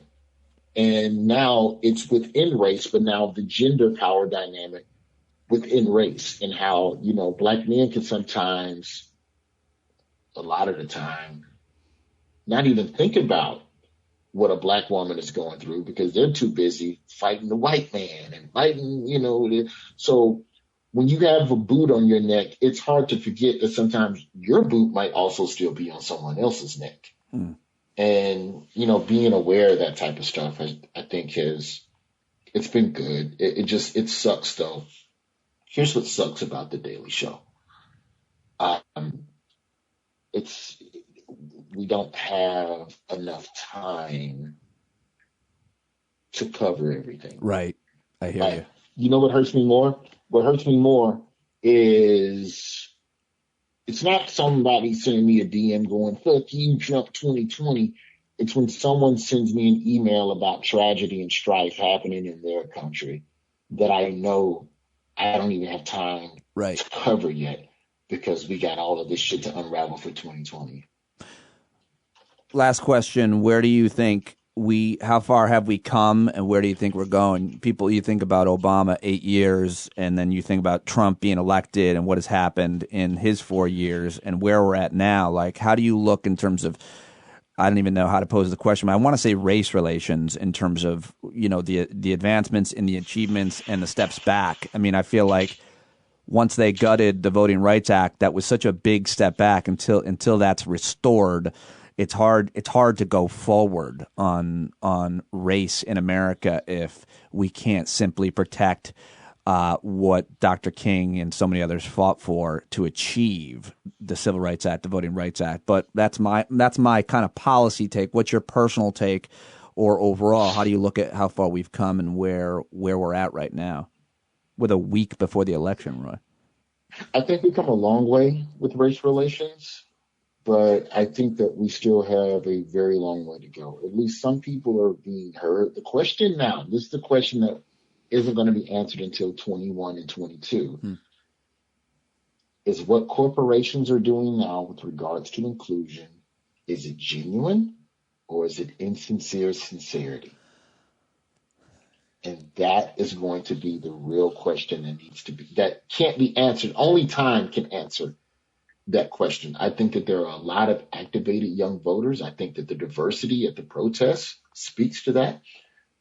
I think that there are a lot of, and even if every person is only speaking up for their issue or their thing, fine. Everybody bring their grievances. Even if we're not standing side by side on each fight, if we're all here and we're all complaining, they got to see us. They got to see us. So, in that regard, I think that the angry finally, I feel like the angry outweigh the powerful. And so, time will tell. Roy Wood Jr. Boy, this is great. Thank you so much for talking to me today. It really made me feel good to see you and talk to you, and I'm so happy for how much success you've had. I'm continuing to root for you all the time, and I get so excited anytime I see you doing anything, man. Thank you for joining me. Man, thank you, sir. All right, that is Roy Wood Jr. I really enjoyed that conversation. I hope that you did as well, and I hope you'll give him a tweet, send him a tweet on the Twitter at Roy Wood Jr. Tell him you heard him on Stand Up. It's his first time on, and I really am so happy to have caught up with him. He's doing so well right now. And now it's time to talk to another friend, a woman who has become a friend who I've gotten to know. She was a longtime listener of this show when it was on Sirius XM. She listened for years, and then it continued to on the podcast, and then contacted me and said, I'm running for Congress. I am the Democratic nominee for Florida's 18th district for the House. I was like, no, I didn't know. Please come talk to me. And she joined me for the first time last week. Was it last week or the week before when I first aired it? I think that we first spoke, and people were blown away. Tons of listeners of this podcast sent her money. And a few of you actually live in her district as well and are volunteering for her campaign, which is PamKeithFL.com. But Pam and I have been talking on a regular basis. I'm making it no secret that I'm going to try to do everything I can in the next week to get her more attention, more money, and more votes, because I desperately want her to beat Brian Mast down there in the Florida 18. And one of the main reasons is because of her ideas around sustainability and environmentalism. And Pam and I had a really great conversation about this issue and how it is a major problem in Florida and what could be done about it off the air. And I said, we got to talk about that on the air. And so that's what we did. And here's my second conversation in 3 weeks with Pam Keith, who continues to impress me with her absolute brilliance on such a wide range of issues that this woman who's running for Congress is an expert on. And I can't imagine her not being there. I can't. And it's going to be a close race, and she could use all the support she can get. Here's my latest conversation with Pam Keith, PamKeithFL.com, and on Twitter, where she's got a pretty great following, it's at PamKeithFL. All right, she is back. The first time she was on the show, everybody went crazy. Everybody loved you, Pam. Everybody loved hearing your first appearance, and I want to have you on as often as I can. Obviously, up in the run up until the election, which is like a week away. But even after, no matter what happens, you are a super fascinating, brilliant, interesting person and a great person to talk to. Welcome back to the show. Thank you very much for joining me again. Thank you for having me, and it's always a pleasure. And thank you for having me. First time we talked here on the record, we learned a lot about you and your life and your campaign. But I want to now just start by talking about where you are at with this campaign just a week ahead of Election Day. How are you feeling taking on the incumbent, your challenger, Brian Mast, in Florida 18? I feel really, really good. There are some key fundamentals here that I think ought to cause people some optimism. One of them is just the sheer number of Democrats who are voting. And we hold a 6 or 7 point lead in terms of just turnout in St. Lucie County, a 7 point lead in Palm Beach County. That's D to R, and that's not even counting the independents. So we feel really, really good about it. And not only that, but we feel really good about how we're getting our vote out. I mean, we're really doing a thoughtful and sophisticated approach to bringing in those vote by mail ballots, bringing in those low propensity voters. And what I think I'm particularly excited about is that sense of social momentum. There's elections in which people are feeling fired up about voting. And then there's elections where people are like, yeah, I guess I got to vote. And 2016 was one of those, yeah, I guess I got to vote. Like those of us who really were terrified by Donald Trump were probably motivated to vote against him as much as we were motivated to vote for Hillary Clinton. And I am not one of those people out there who detested Hillary. I thought Hillary was brilliant and talented.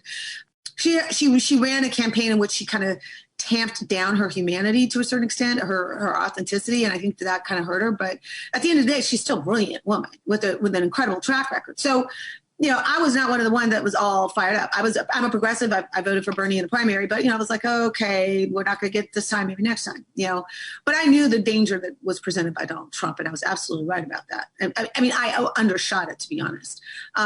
But this time, we're feeling that everybody's in to vote. Everybody's talking about it. All the churches, all the organizations, all the groups are working on it. Everybody feels like they have a role to play in it. And so it's really having this kind of social momentum that I think is really extraordinary. Do you think you're able to see the momentum and the enthusiasm on one side or the other in your district, or even as the country as a whole? I do, but it's more than it's a qualitative difference more so than a quantitative one. Like I do think the Trumpers are very, very excited too, or motivated, should I say, to be visible, right? And I think they're going to vote. But I guess the way I could best say it is that when we put together a caravan to go through a neighborhood, it's like this happy. We're going through all kinds of neighborhoods, and it's happy. Come out, vote Joe Biden, yay, Dems, right? But what they do is they come and they find Democratic areas, and they load up with Trump symbolism, and they drive through those Democratic areas, and it has this feeling of taunting, like a rival high school driving into your turf. That's a great way of putting it. Right? Like that's the way it feels. It's like this. They've captured your mascot. Yeah. I mean, it's got this kind of, we know your libs and we're putting Trump in your face just to make you mad. Right. Not like we're actually going to try to change your mind or get you enthused about something that we're doing. Right. It's a very different ethos. So I see that enthusiasm, but I think there's a real limit to that enthusiasm. I think enthusiasm on the left is an inclusive and sort of accumulating enthusiasm. The one on the right seems to be more like we're the club that's going to come and get in your face, but they're not really trying to grow their club.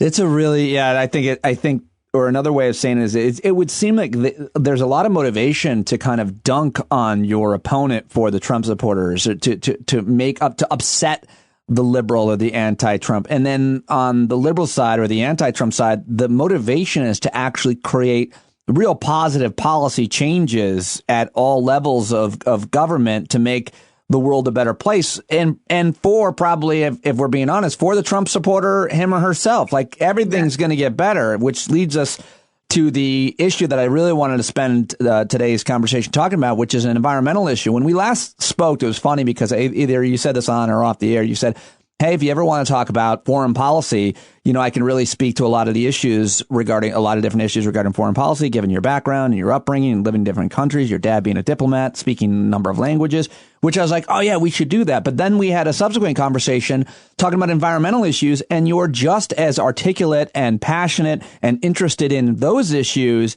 as anything else. So I was like, wow, we could do that for a long time, too. So specifically in your state, you have Lake Okeechobee, which everybody did I say it right, in Florida knows about that lake and what it's for and why it matters. But around the country and around the world, I think people don't understand. But when you and I were talking off the air yesterday, you kind of compared it to the Everglades specifically. You compared it to the rainforest in Brazil, or these or other kind of natural disasters or man-made disasters, really, at this point, that affect the entire planet in a way. And that is certainly true of the Everglades in Florida and the country as a larger ecosystem. Help me understand, as you did yesterday, what Lake Okeechobee means to the people of Florida in terms of habitat, drinking water, and really what's happening there. So Lake Okeechobee, for those of you who don't know, Lake Okeechobee is this enormous but very, very shallow lake that is in the center part of South Florida. And it is south of Orlando. So think of it as, as the crow flies, an hour and 15 minutes, or an hour south of Orlando. And Orlando is sort of the bottom part of what we call Central Florida. So between Orlando and Tampa, you got the Tampa Bay on the left there. And then on the right side, you have you go east to the Atlantic. Mm-hmm. And south of Lake Okeechobee is the Everglades, the Florida Everglades. So you know the Everglades are huge, but they are marshland. They are water-based, marshy, mangrovey swamp, basically. I am not a fan of reptiles, so I don't spend a whole lot of time trudging through the Everglades. But the way that the Everglades stay ever wet is because they are constantly getting fed by the waters that flow from the north of the state down into the south of the state. And those waters start, way north, and they come through Orlando down into Lake Okeechobee. And then over time, the water seeps out of Lake Okeechobee into the Everglades. At least that's what Mother Nature intended. But if you really want to know about Lake Okeechobee, think of it as the world's biggest pond. It expands and contracts with the rainy season. And we do have a season here where we really get a lot of torrential rains, like in the summer, and in the winter, we get a far less. But if we have a dry summer, the lake doesn't expand as much. If we have a wet winter, it might expand more. But that natural expansion and contraction of the lake stopped happening once big agricultural interests realized that the land around Lake Okeechobee was incredibly fertile because of the sediment that would end up, in the lake. It's, dumps all of this mud, muck, and whatever. It's super nutrient. And so they decided they wanted to cultivate the land around the lake. And so what they did was they built a wall around the lake. Now, if a lake is supposed to go out and in when it's rainy, instead it goes up and down. And they only built the wall, but so high. And so if it starts to get too high, it will naturally overflow the wall. So if they overflow the wall, then guess what happens? All of that cultivation that you've begun around the lake now gets flooded with lake water, which is bad. So in order to stop that from happening, they created a means of moving water out of the lake to keep it underneath the berm of the level of the wall. And they connected on my side of the state, they connected the St. Lucie River to Lake Okeechobee to be basically a drain for the lake. On the west side, it's the Caloosahatchee River that flows into the Tampa Bay that serves that same purpose. Now, both St. Lucie and Caloosahatchee rivers are brackish. They are mixed saltwater, freshwater, and they're tidal so that when the oceans are high, that it's more salty and whatever. But the water in Lake Okeechobee is freshwater, loosely termed freshwater. So if you move water from the lake into the rivers, you change the salinization of the rivers. That kills off the grasses, which kills off the snails, which kills all the darting fish, which kills off the birds, etc. And so you now get this ecological disaster because of the change of salinization. And if that were the only problem, it would be a big problem. But it's compounded by the fact that the water in the lake itself is disgusting and extremely polluted. And so now you have this additional problem because the runoff from Orlando, it's coming straight from Orlando. It's not filtered before it gets to the lake. It's got all that surface oil and gas and all the other pollutants that you have from surface of a big city like Orlando. And then just southeast of Orlando on this, sort of the northeast side of the lake, you have cattle ranching, which means that you have all farm that runoff. surface manure and runoff from that. Directly around the lake, you have some farms that have old septic systems, so that's seeping into the groundwater. And then, of course, to the northwest of the lake, you have orange cultivation, right? And one of the main ways that you keep pests off of oranges and citrus is through pesticides that have glyphosate. One you might have heard of is called Roundup, right? And that glyphosate, that chemical in Roundup, actually feeds bacteria in the river. in the lake, and it creates what we call blue-green algae blooms. If it gets hot, it's wet, and you got the pesticides and it's dirty, the blooms start to happen, and they start to happen in a large, large amount. And then if it's wet, you release that water from the lake into the river, and now you've got blue-green algae flowing into the rivers and out to the ocean. And as it crosses the land, either east or west of the lake, it's noxious. It creates these horrible gases. It's extremely dangerous. It's carcinogenic, and people can't enjoy their riverfront property. It goes out into the ocean and it creates red tides. This is a huge problem for Florida, and it's a huge problem for the country. And that's why I really wanted to talk with you about it. And you explained to me that in Florida, you have a system of governance, or I guess democracy, where you often legally you're allowed to put referendums on the ballot. And I think that you said because the legislature is so, I think you said recalcitrant, the voters are trying to do something themselves. Explain to me that paradigm, why it exists, and specifically the referendum on Lake Okeechobee. I mean, I think all states have an element of political control that is essentially bought for, funded by particular strong state interests. None more so than Florida, though. I mean, there were two, and historically, there were two really, really big players politically in the state. One was the NRA, and the other was big agriculture, right?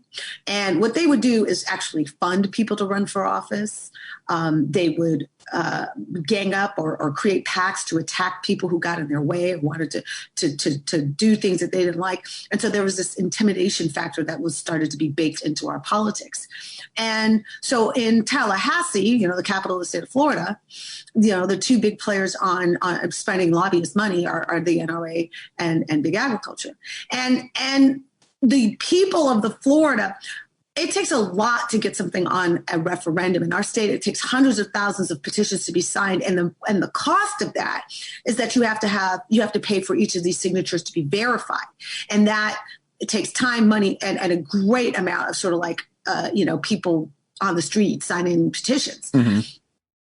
But nevertheless, it's a mechanism that is fairly frequently used in Florida, of which you probably most were cognizant with restoration of felon voting rights. Right. That was Amendment 4. That got on the ballot because of the petitioning process. And what happens in Florida is that if a petition gets through, and in Florida you have to have 60% of the vote to pass any one of these referendums. That means a well over a supermajority of Floridians support it.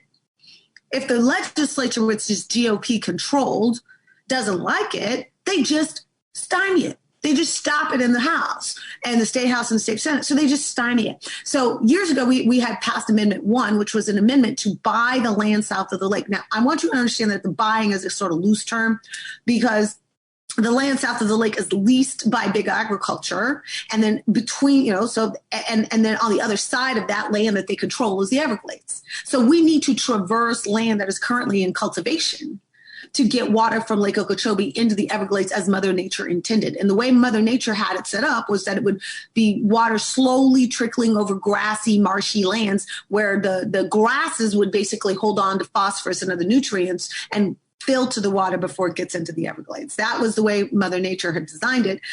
We cut that off, obviously. So the water in the lake is dirty and the water coming out of the lake is dirty. And so you can't just send it down into the Everglades because it doesn't meet federal water quality standards. So you have to try to figure out how to filter it. And so now we are in this land use fight with big agriculture about the land south of the lake, because they want to use it for cultivation and we want to use it for ecological protection. And the people of the state of Florida, by 62% of the vote, voted for Amendment 1 to get that land for ecological stewardship. And it just got stymied in Tallahassee. Just got stymied. And for 33 years now, we've not been able to fix that. It was that long ago, the referendum? No, the referendum wasn't 33 years ago. Oh. The referendum was supposed to be the answer to 28 years of stymie. Got right? it. And we pass the referendum, and then it just gets into GOP hands, and they just scuttle it.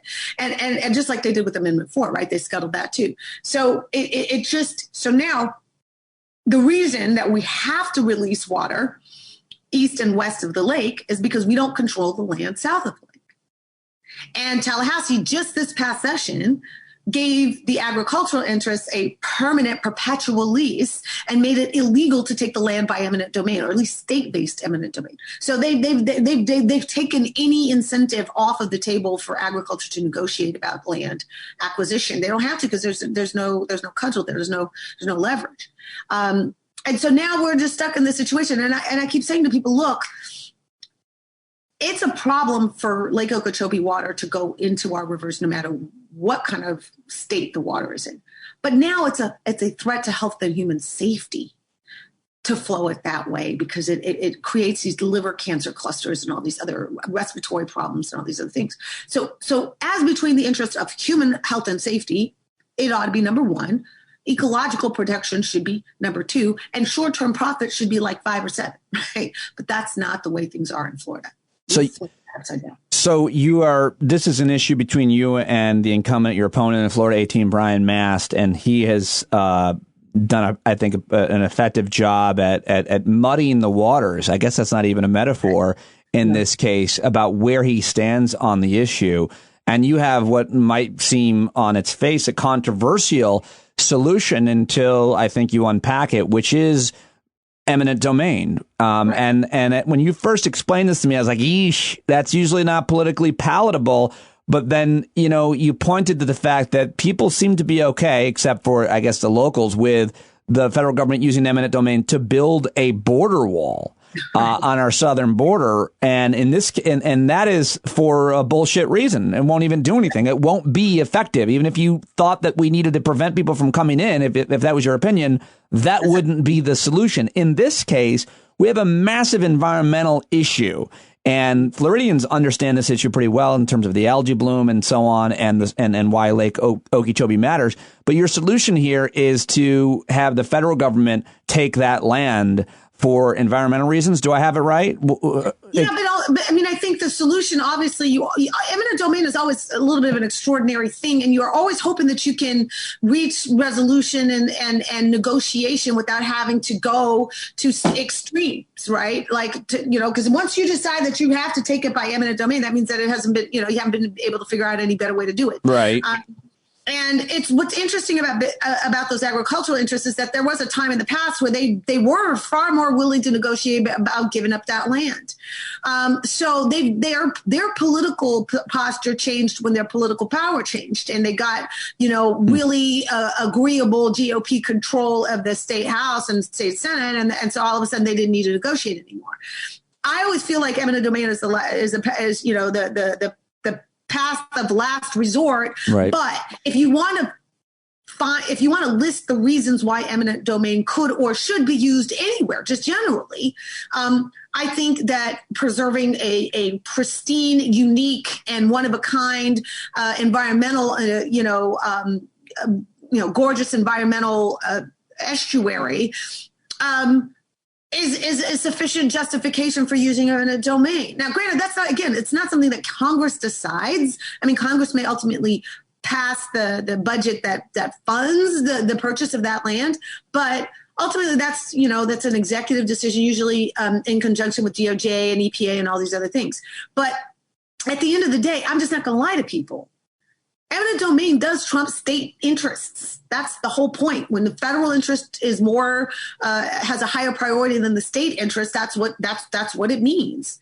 And I also want to remind people that land south of the lake is leased to economic interests, at the behest of the people, but the land ultimately belongs to the people. Always has, it always will. So, we're not taking anything. We're just taking back something functionally. And so, again, I think that there's room for negotiation, but there's no reason for those interests to negotiate at this point because the leverage has been taken off the table. I also just want to toss in there not only the people, and I just talked with David Orr about this last week, but nature actually should have legal rights. Nature should have legal rights. And that sounds radical to people, some kind of radical environmentalists, but I don't think it is.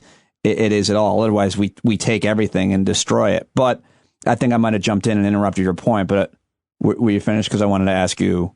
Sure, no, go ahead. So the issue here, you keep talking about big agriculture, and I think I remember when I first learned about the sugar industry and its influence in Florida, and there's a lot to be read about this and learned about this. So if folks should just Google, sugar interests, lobby, Florida, and then hit news, and you'll see a number of articles from local journalists and media outlets there explaining it to me, explaining it to you. So talk to me a little bit about the history of the sugar industry and how it all ties in with Lake Okeechobee. And by the way, I think that the sugar industry has taken such a black eye in the past few years in terms of how dangerous it is that it's starting to look a lot like the tobacco industry in terms of it's no good. It's terrible for you to consume sugar in moderation, if anything, but they have led us to believe that it's part, Pam, of this nutritious breakfast. See, you're talking to a sweet tooth here, Pete. So I got to tell you, I bake, and so I have my little personal attachment to sugar. But I'm not going to be a fool. The reality is that we as Americans consume too much sugar. What do you bake? Hold on a second. Sidebar. Yes. What are you baking?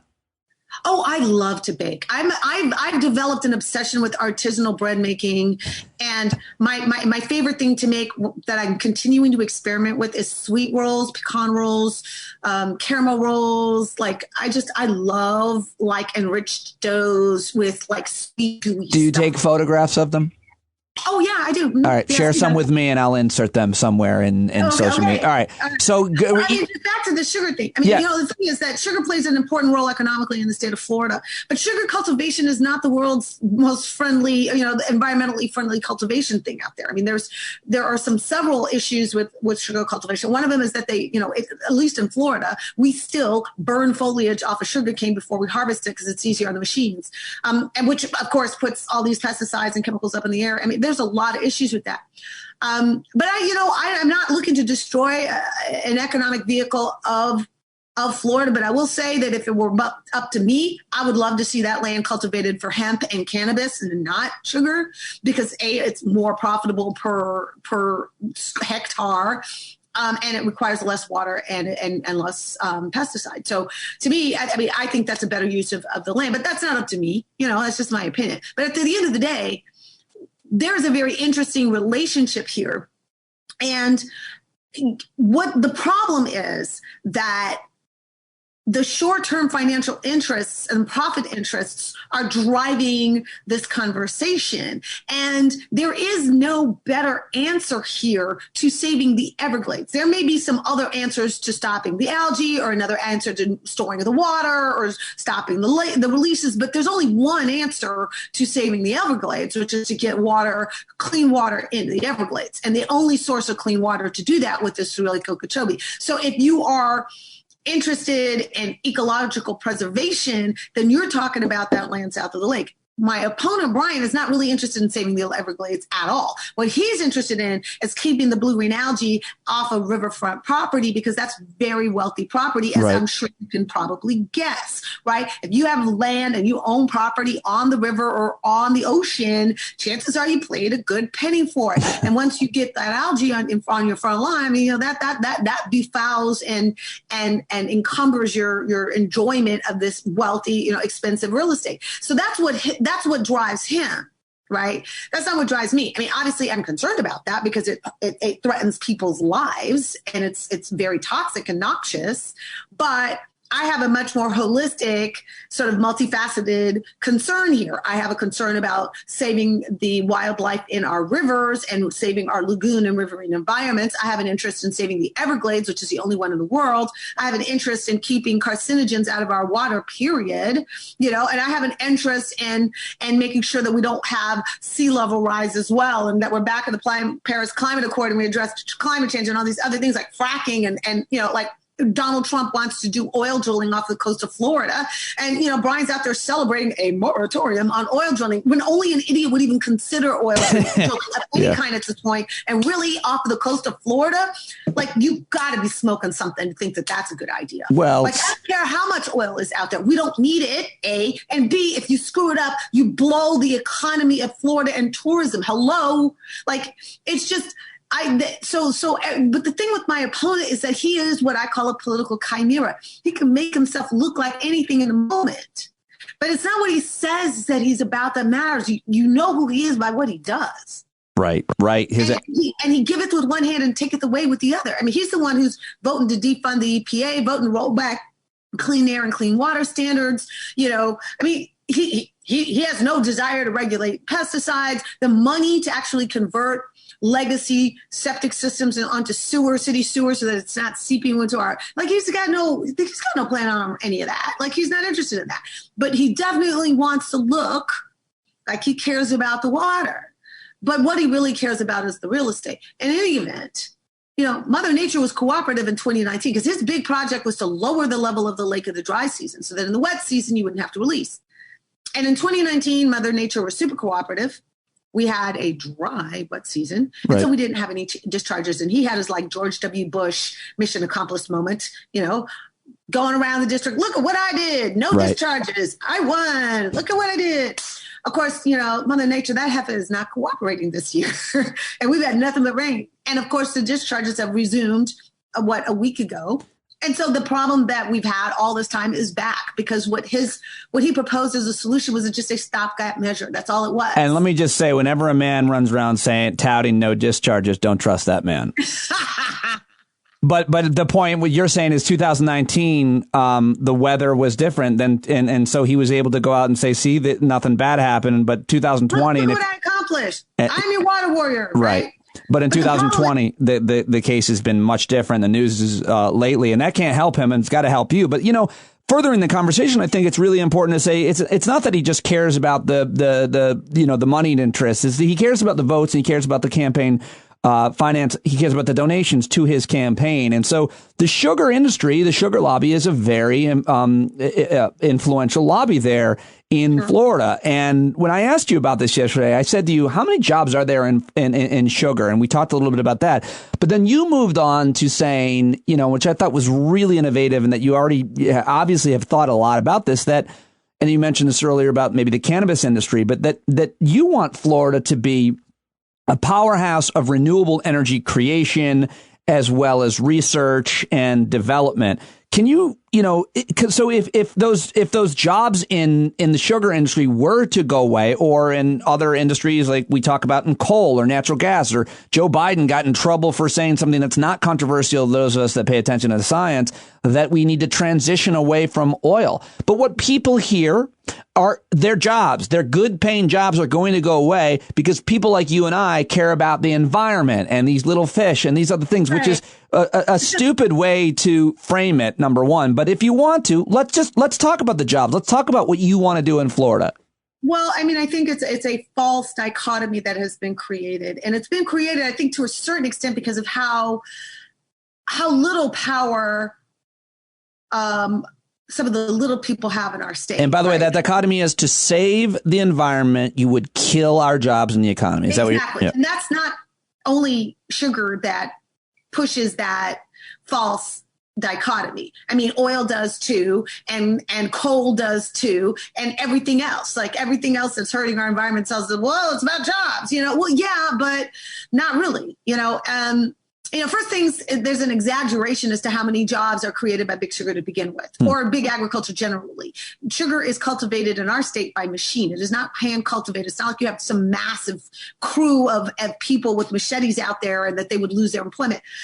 Most of the employees do work actually in the sugar manufacture, the plant, the sugar mill. And so, you do have some that work the heavy equipment that harvests the sugar, but the number of jobs that would actually be lost is actually fairly minimal, given what the plan that was being discussed would entail. But more importantly, there are jobs that can come to replace that. Now, the reason people don't believe that is legitimate, which is they've been promised jobs before that never materialized. So once you've been promised jobs before that never materialized, it is not unreasonable. Create some scar tissue. Right. So and also keep in mind that there is a socioeconomic component to this. I mean, the people who work and live in that community are poor people. They're immigrant people. They're African-American people. They're migrant farm workers. There are folks who own that land, and then there are folks who live on that land, and they are not the same folks. Oh, really? No. So what happens is, in a very smart way, those financial interests leverage the fears and concerns of the people who actually live there. Sure. To give a human component to what is fundamentally their financial bottom line. But I'm not saying that human component is not legit. But let us be clear. That human component is legit. Losing a job is impactful. Losing land that this is how you make your living, that is terrifying. And I'm not going to poo-poo that at any way. But what I'm saying is, I think there are better jobs to be had. And that environmental stewardship and ecology also creates jobs. And those can be government jobs with union benefits and a whole lot better working environment. Like that could be too. But I think that the real future for Florida ought to be in solar development, battery storage, and distribution. That is the money pit. That is the big golden goose of Florida. Mother Nature has blessed us with year-round sunshine, and that's fabulous.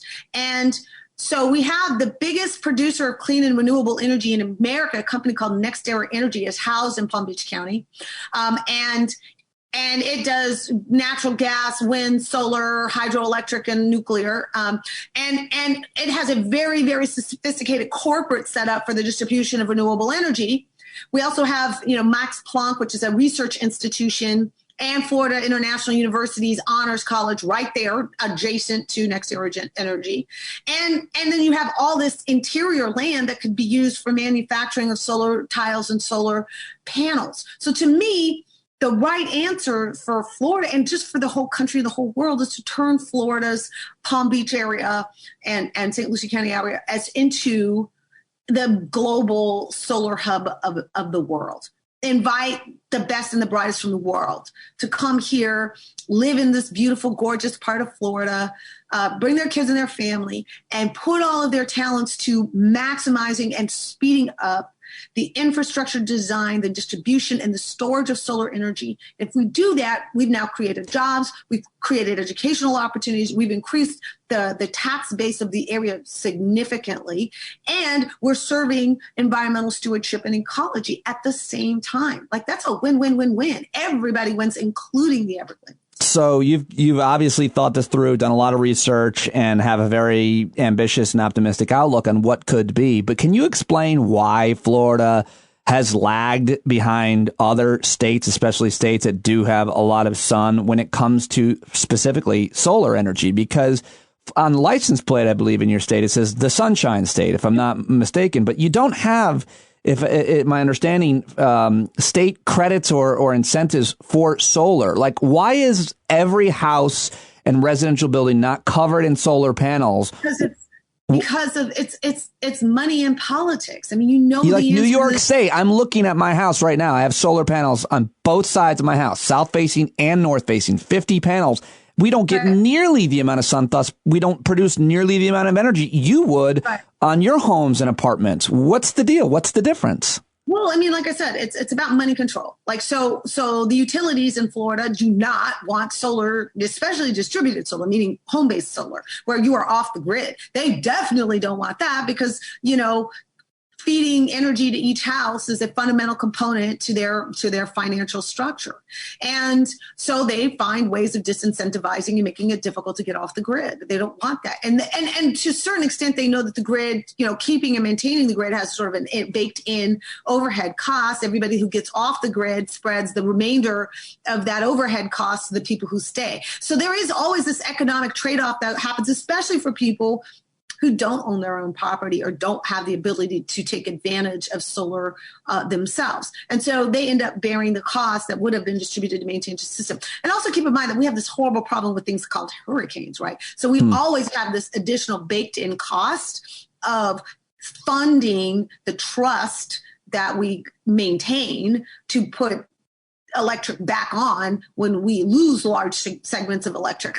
And so we actually have a fund that's kind of a standing fund that we feed through our energy bills, essentially, to be able to bring that back up. So it's a little bit more complicated in that. But I mean, ultimately, if you see something that ought to be happening and it's not happening, if some don't make any damn sense, somebody's getting paid. That is always the answer. Yeah, I mean, that's what I assume.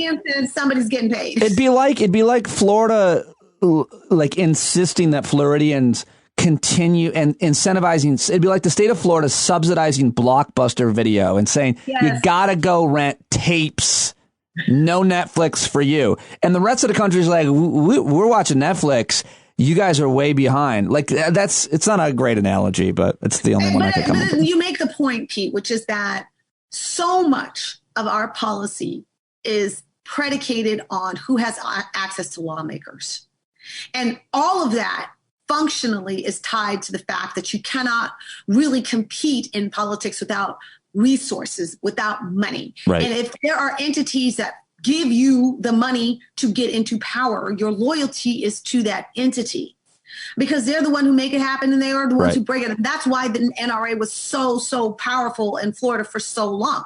Right, is that the Marion Hammer, who was the sort of NRA lobbyist here in Florida, had a big old chest of money, and not only would she give you money if you did what they want, but they would give money to your opponent if you didn't. Right. It became this bullying thing, and like, you know, they got millions and millions of dollars. If you say something to piss them off, they'll run a pack and call you a communist. You know, and it's like, yeah, you know, that's true, but everything really comes down to corruption. I mean, let's be honest about it.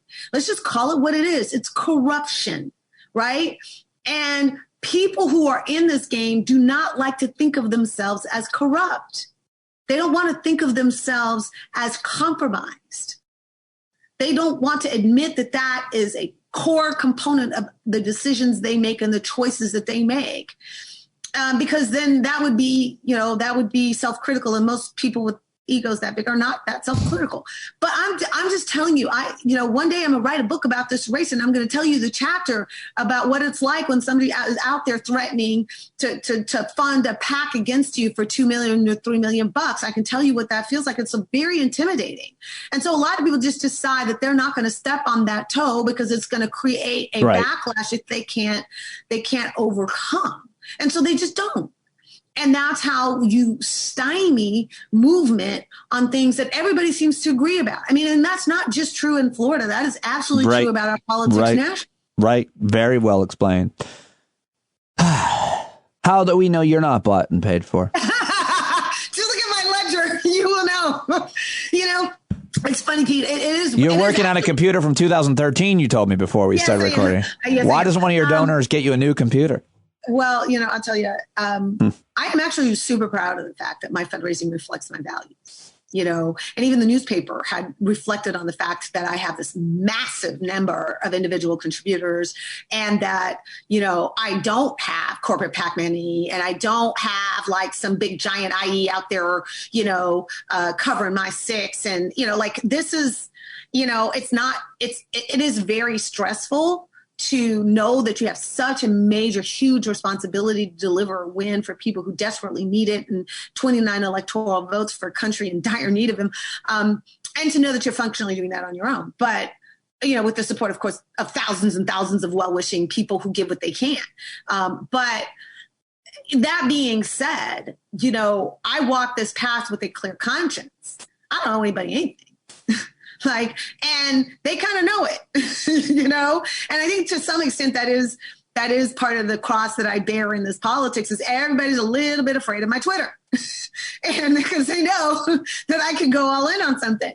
Now, to date, that hasn't really been, it's been a little bit more of a myth and a legend than a reality. Well, no, I think that is an interesting point. I mean, the same is true of Trump in a way. I hate to compare you to him, but like, you have a big Twitter following, and social media, you can get your message out if somebody is doing the wrong thing, trying to corrupt you, or is corrupting your opponent. I mean, and you're really well received and influential on social media. So I think that it doesn't matter. And in a weird kind of way, some of the popularity on social media for some people, I think, even including you, it sometimes supersedes the money. I mean, you know, it's kind of an interesting game changer in that money in politics still matters a tremendous amount, but I tend to believe it might matter a little less in the past couple of years because of. I absolutely agree with that. You do? Okay.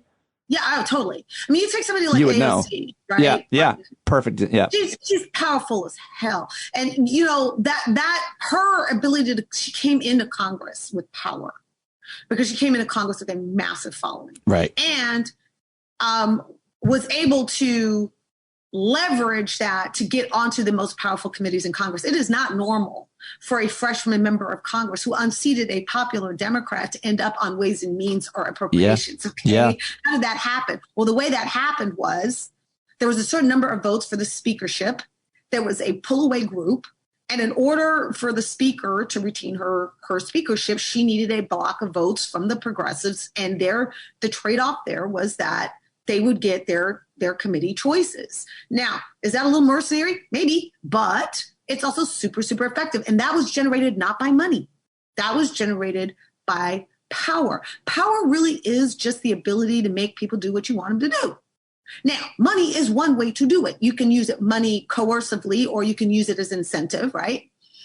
Threats are a form of power. If you can threaten somebody, I'm sure that's what Vladimir Putin uses as his principal tool, right? But you can also inspire people. You can also engender loyalty. And that too is its own form of power, although it is not monetized. It is not non-existent. And in the end, people's loyalty to you is a far more steadfast kind of power than money, because there's always somebody with more money than you. With 1 week left, Pam Keith, what can listeners do to support you? Right now, if you are tapped out, you are not out of the rain. We need people to make calls, texts, and help us ballot chase. So we're just at about 50% of the vote in, which, by the way, is extraordinary. In Florida. Yeah. In Florida. Yeah. I mean, in your district or? In my district. Wow. We're at 6 or 7 points ahead of the Republicans with votes in. But now that now we pivot to everybody who's already voted, to convert everybody who has already voted into a ballot chaser.